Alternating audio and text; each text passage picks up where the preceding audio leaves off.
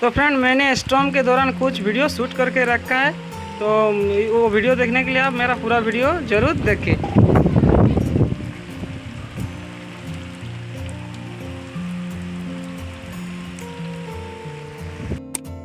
तो इसी तरह के नेचर का ब्लॉग वीडियो पाने के लिए हमारे चैनल को सब्सक्राइब कर लीजिए। बिल्कुल फ्री है, पैसा नहीं लगेगा।